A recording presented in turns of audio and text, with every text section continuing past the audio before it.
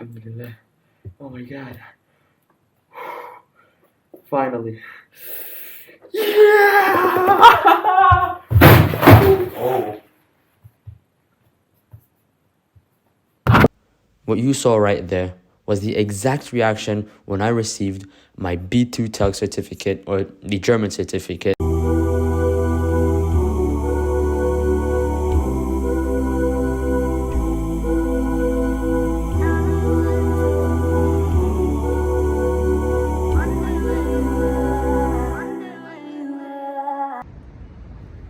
Oh my days.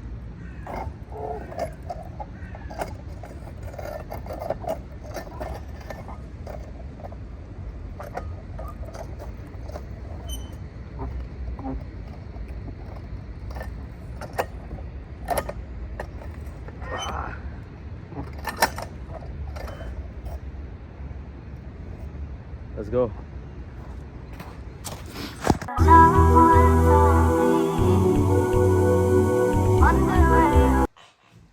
This B2 exam, exactly, it's one of the most hard and tedious exams I've done in my life so far, apart from the exams I've done in school. That's like another story. Yeah, this B2 exam for the German language, and more specifically to get into university for this certificate, to get you into university, is very hard to do.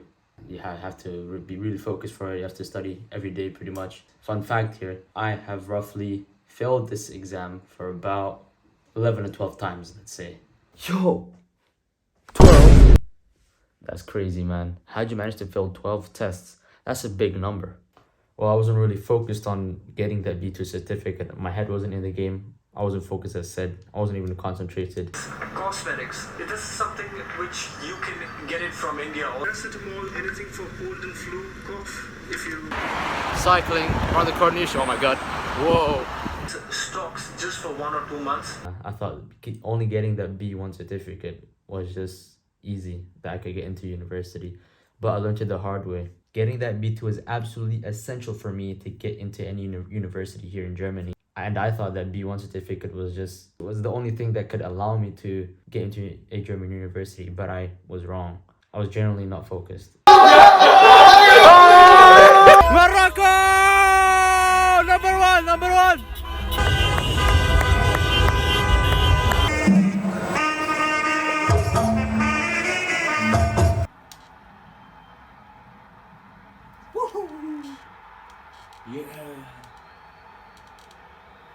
And that was a big mistake.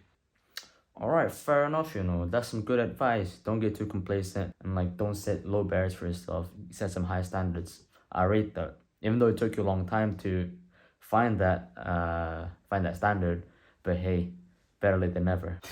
You funny, man. You joke, man, for real. You're an absolute funny guy. Shut up. Oh. But I'm serious. Take this advice. I've written down 5 tips or 5 things that helped me to get that B2 certificate.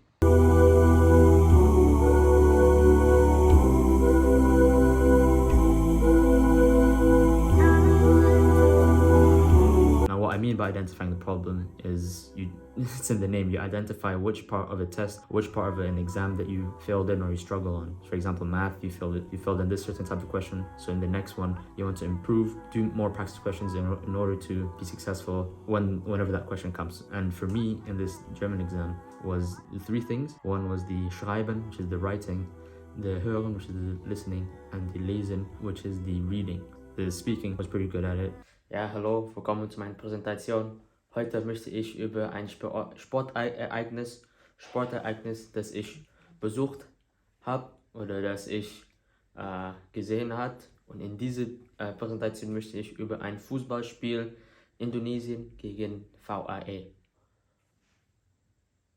But yeah, I made a plan for these 3 things, the Schreiben, Lesen, and Hören. I made a plan on how many hours I want to do, how many practice tests I want to do, and I also timed myself to fit in with the exam environment, the exam atmosphere.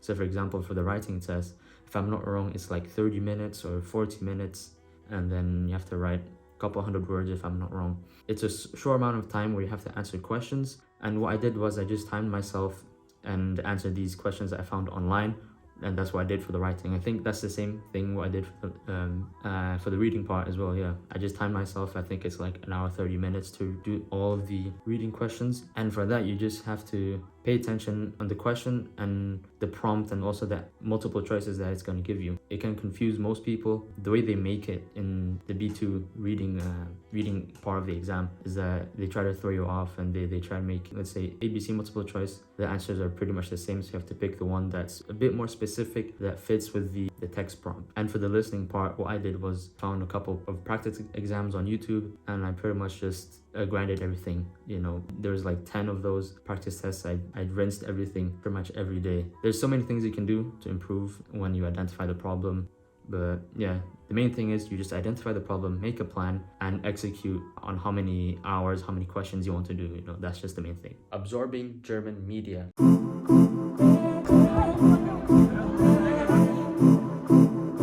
Now, what I mean by this, by absorbing German media, is in the name. Absorbing the German media in YouTube, watching videos, watching movies, listening to podcasts, listening to, I don't know, Islamic lectures, everything that can help me improve my German Wortschatz or vocabulary, or my German grammatic or my grammatic. There's so many resources, a ton of resources online. There's a ton of YouTube channels online, like Easy German. Deutsche Welle is also on. Okay, that's great and all, but what type of resources or what type of YouTube channels, Instagram profiles, or I don't know, podcasts in German that made you successful in the exam?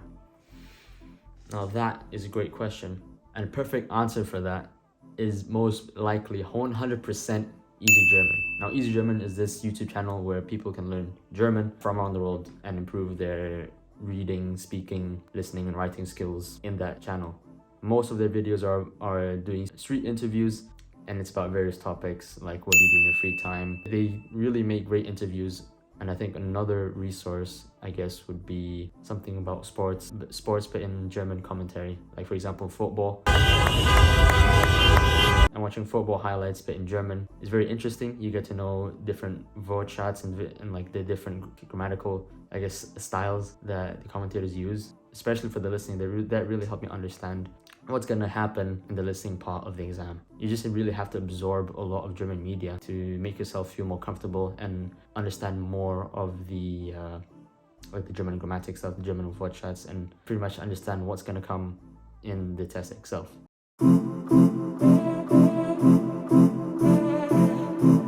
I've pretty much said everything in step 1. I don't think I need to say more about this. The video's been going on for too long, and I think this is going to be the very short segment of the video. I don't think you've said enough in tip 1. Look, man, I've done everything I could in tip 1. I don't think I need to make tip number 3 even longer than that. The video's gone way for too long, and I need to do the other tips, man. 4 and 5, they are very important to talk about. Maybe you need to be quiet.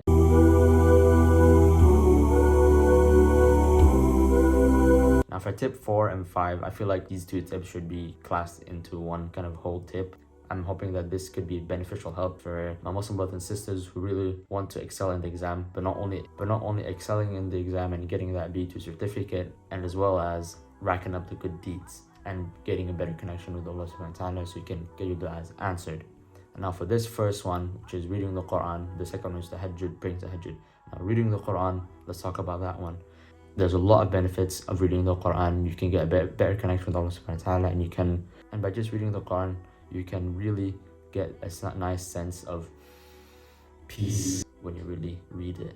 You get a better connection with Allah subhanahu wa ta'ala. You understand the meaning by just reading through it, or just reading the translations if you don't know how to read Arabic. And yeah, there's a lot of good deeds for reading the Quran. There's a hadith of the Prophet Muhammad sallallahu alaihi wasallam where he says, whoever recites a letter from the book of Allah, he'll receive 1 good deed, 10 good deeds like it. And he went on further saying, I do not say that Alif Lam Mim is 1 letter. Alif is a letter, Lam is a letter, and Mim is a letter. Pretty much from this, you can read any surah or chapter in the Quran and pretty much rack up the deeds, or just earn the good rewards, the good deeds. And that's very good when you want to excel in the exam, but not only excel in the exam, you also want to excel in Jannatul Firdaus. Ameen. And yeah, that's pretty much what I did. And now the specifics for it, the surahs, for me, I just chose the surahs that I've been told is very good, very beneficial, not just for exams, for other stuff as well. They are Surah Yasin, Surah Ar-Rahman, Surah Waqi'ah, They're pretty good from what I've been told. But pretty much you can just pick a surah in the Quran from Surah Al-Fatiha to Surah Al-Nas.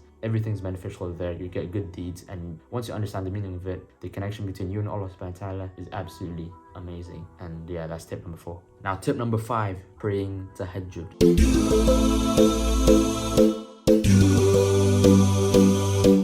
This is the real struggle, but it's worth it. Now for praying tahajjud, I really understand the struggle of trying to pray in the middle of the night or 1/3 of the night before Fajr.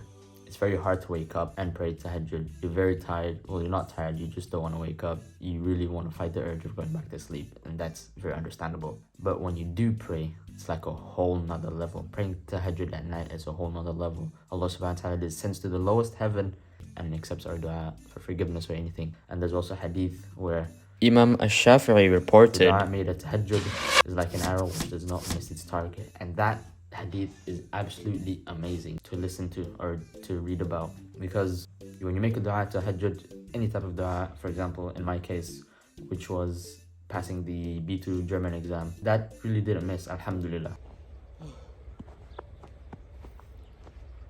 Oh yeah, alhamdulillah, it worked for me, but it can also work for you as well.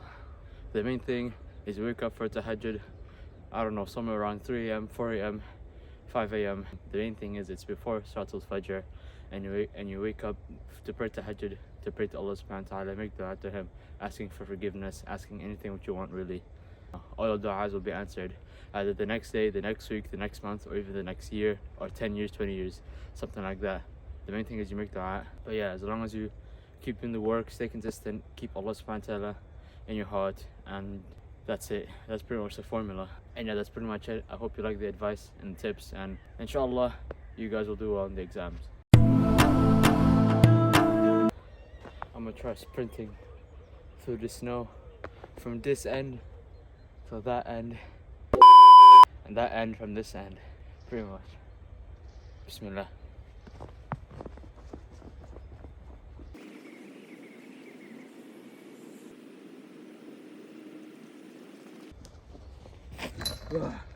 Ya Allah, nearly crashed.